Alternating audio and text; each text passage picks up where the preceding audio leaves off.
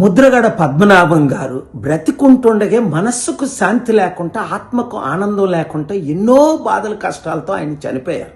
చనిపోయిన తర్వాతైనా శాంతి లేకుండా చేస్తున్నారు. ఇప్పుడు ఎక్కడ లేని ప్రేమ కూతురెళ్ళి చివరిగా మా తండ్రిని చూద్దాం, శవాన్ని చూద్దామని వెళ్ళారు. మంచిది. కానీ ఆయన లెటర్లో ఏం రాశారట?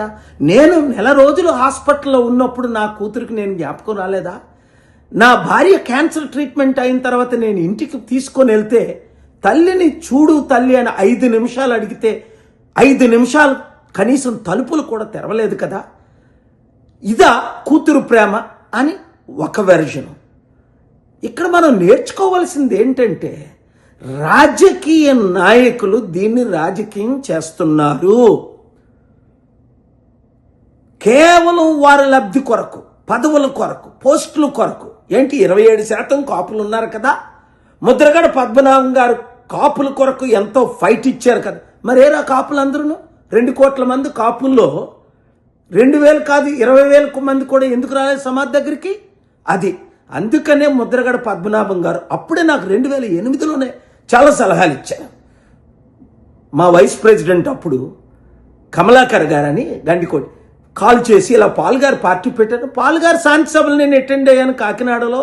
అంత గొప్ప ఆయన పార్టీ పెట్టడం చాలా మంచిది. ఆయన రాష్ట్రానికి ముఖ్యమంత్రి అయితే రాష్ట్రం బాగుపడుతుంది, దేశానికి ప్రధానమంత్రి అయితే దేశమే బాగుపడుతుంది. 200 దేశాల ద్వారా ఆయన ఇన్వెస్ట్మెంట్లు తీసుకొస్తారని చాలా ఏంటి. ఆయన గురించి నాకు అంత పరిచయం లేదు. ఆ తర్వాత 2-3 సార్లు మాట్లాడడం తప్ప. కానీ ఆయన కోరిక నెరవేరలేదు కదా. 27% ఉన్న కాపుల కొరకు ఆయన ఎంత ఫైట్ ఇచ్చారు. ఏరా కాపులందరూ? అప్పుడే అన్నాను నాతో, కాపులకు ఐకమత్యం లేదండి, ఇలా అమ్ముడుపోతారని. అదే జరిగింది. రాజకీయ వాళ్ళ పార్టీలు పదవుల కొరకు ఇప్పుడు చనిపోయిన తర్వాత కూడా రచ్చ చేస్తున్నారే తప్ప. కాపులారా ఒకటి గమనించండి, ముద్రగడ పద్మనాభం కోరిక ఏంటి? 27% కాపులను వారు ఎందుకు ముఖ్యమంత్రి కాకూడదు? ఏ 3% ఉన్నోళ్ళే 5% ఉన్నోళ్ళే మనల్ని ఏలాల 70-80 సంవత్సరాలు. రెండోది, కాపులకి ఎందుకు ఐకమత్యం లేదు? 3, ఈ కాపులు ఎందుకు ఈ నాయకులందరూ అమ్ముడుపోవాలి? ఒకడు ఆ పార్టీకి, ఒకడు ఈ పార్టీకి మనం ఓట్లన్నీ తీసుకెళ్ళి. కనుక ముద్రగడ మీద ప్రేమ ఉన్న ప్రతి ఒక్కరూ, ఆయన ఆత్మశాంతి కోరుకున్న ప్రతి ఒక్కరూ ఇప్పుడైనా ఏకము కండి. ఎస్, 60% ఉన్న మన బీసీలు ఎందుకు ముఖ్యమంత్రి కాకూడదు? 27% ఉన్న మన కాపులు ఎందుకు ముఖ్యమంత్రి కాకూడదు? కేవలం కుటుంబ కుల పాలనే నడపాలా? ఇంకెంతకాలం ఈ అవినీతి? ఇప్పుడు కూడా శవ రాజకీయాలు చేస్తున్నారే. ఆయనను ప్రేమించిన ప్రతి ఒక్కరూ కులాలకు మతాలకు అతీతంగా నేను ప్రజాశాంతి పార్టీ పెట్టాను. అది అందరి కొరకు, అందరి అభివృద్ధి కొరకు. వీళ్ళు రాజకీయం చేయనివ్వకండి, ఆపండి. మన అందరం ఒకటవుదాం. ప్రజలకు అండగా, నిరుద్యోగులకు ఉద్యోగాలు, రైతులకు న్యాయం. అది ముద్రగడ గారు ఫైట్ ఇచ్చింది. ఆయన కోరికను నెరవేర్చుదాం. ఈ వీడియో అందరికీ షేర్ చేయండి. రాజకీయ నాయకులకు గుడ్ బై చెప్పండి. God bless you. Mudragada Padmanabham గారు బ్రతికుంటుండగే మనస్సుకు శాంతి లేకుండా, ఆత్మకు ఆనందం లేకుండా ఎన్నో బాధలు కష్టాలతో ఆయన చనిపోయారు. చనిపోయిన తర్వాతైనా శాంతి లేకుండా చేస్తున్నారు. ఇప్పుడు ఎక్కడ లేని ప్రేమ కూతురెళ్ళి చివరిగా మా తండ్రిని చూద్దాం, శవాన్ని చూద్దామని వెళ్ళారు. మంచిది. కానీ ఆయన లెటర్లో ఏం రాశారట? నేను నెల రోజులు హాస్పిటల్లో ఉన్నప్పుడు నా కూతురికి నేను జ్ఞాపకం రాలేదా? నా భార్య క్యాన్సర్ ట్రీట్మెంట్ అయిన తర్వాత నేను ఇంటికి తీసుకొని వెళ్తే తల్లిని చూడు తల్లి అని 5 నిమిషాలు అడిగితే 5 నిమిషాలు కనీసం తలుపులు కూడా తెరవలేదు కదా. ఇదా కూతురు ప్రేమ అని ఒక వెర్షన్.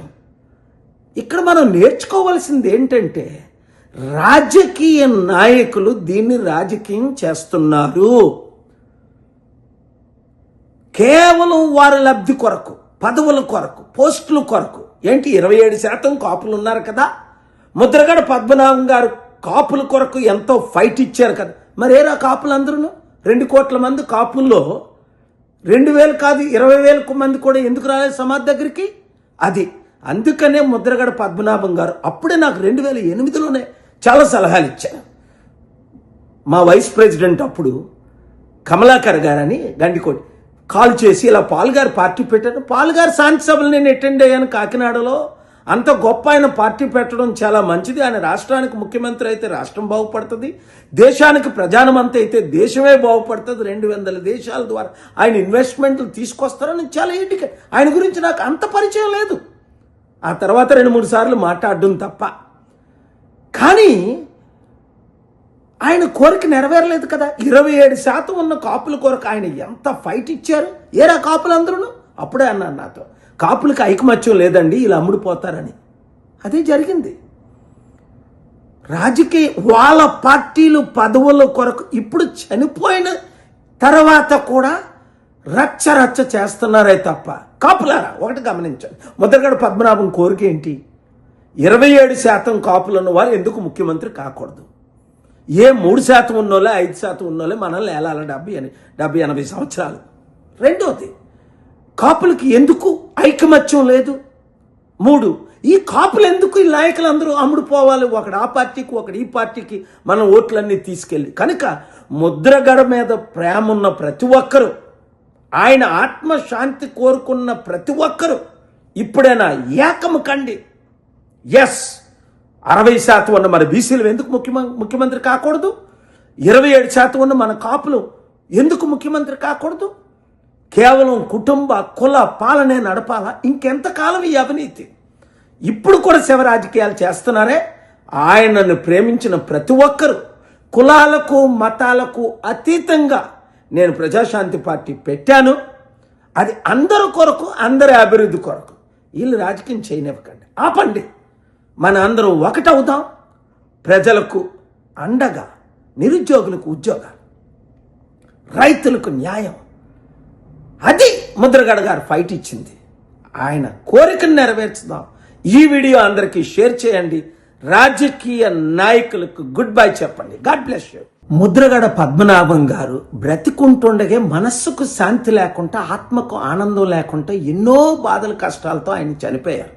చనిపోయిన తర్వాతైనా శాంతి లేకుండా చేస్తున్నారు. ఇప్పుడు ఎక్కడ లేని ప్రేమ కూతురెళ్ళి చివరిగా మా తండ్రిని చూద్దాం, శవాన్ని చూద్దామని వెళ్ళారు. మంచిది. కానీ ఆయన లెటర్లో ఏం రాశారట? నేను నెల రోజులు హాస్పిటల్లో ఉన్నప్పుడు నా కూతురికి నేను జ్ఞాపకం రాలేదా? నా భార్య క్యాన్సర్ ట్రీట్మెంట్ అయిన తర్వాత నేను ఇంటికి తీసుకొని వెళ్తే తల్లిని చూడు తల్లి అని 5 నిమిషాలు అడిగితే 5 నిమిషాలు కనీసం తలుపులు కూడా తెరవలేదు కదా. ఇదా కూతురు ప్రేమ అని ఒక వెర్షన్. ఇక్కడ మనం నేర్చుకోవాల్సింది ఏంటంటే, రాజకీయ నాయకులు దీన్ని రాజకీయం చేస్తున్నారు. కేవలం వారి లబ్ధి కొరకు, పదవుల కొరకు, పోస్టుల కొరకు. ఏంటి 27% కాపులు ఉన్నారు కదా. ముద్రగడ పద్మనాభం గారు కాపుల కొరకు ఎంతో ఫైట్ ఇచ్చారు కదా. మరేరా కాపులందరూ? 2 కోట్ల మంది కాపుల్లో 2,000 కాదు 20,000 మంది కూడా ఎందుకు రాలేదు సమాధి దగ్గరికి? అది అందుకనే ముద్రగడ పద్మనాభం గారు అప్పుడే నాకు 2008లోనే చాలా సలహాలు ఇచ్చారు. మా వైస్ ప్రెసిడెంట్ అప్పుడు కమలాకర్ గారని గండికోటి కాల్ చేసి ఇలా పాల్ గారు పార్టీ పెట్టారు. పాల్ గారు శాంతి సభలు నేను అటెండ్ అయ్యాను కాకినాడలో. అంత గొప్ప ఆయన పార్టీ పెట్టడం చాలా మంచిది. ఆయన రాష్ట్రానికి ముఖ్యమంత్రి అయితే రాష్ట్రం బాగుపడుతుంది, దేశానికి ప్రధానమంత్రి అయితే దేశమే బాగుపడుతుంది. 200 దేశాల ద్వారా ఆయన ఇన్వెస్ట్మెంట్లు తీసుకొస్తారని చాలా ఏంటికి ఆయన గురించి నాకు అంత పరిచయం లేదు. ఆ తర్వాత 2-3 సార్లు మాట్లాడడం తప్ప. కానీ ఆయన కోరిక నెరవేరలేదు కదా. 27% ఉన్న కాపుల కొరకు ఆయన ఎంత ఫైట్ ఇచ్చారు. ఏరా కాపులందరూ? అప్పుడే అన్నాను నాతో, కాపులకు ఐకమత్యం లేదండి, ఇలా అమ్ముడుపోతారని. అదే జరిగింది. రాజకీయ వాళ్ళ పార్టీలు పదవుల కొరకు ఇప్పుడు చనిపోయిన తర్వాత కూడా రచ్చ చేస్తున్నారే తప్ప. కాపులారా ఒకటి గమనించండి, ముద్రగడ పద్మనాభం కోరిక ఏంటి? 27% కాపులున్న వారు ఎందుకు ముఖ్యమంత్రి కాకూడదు?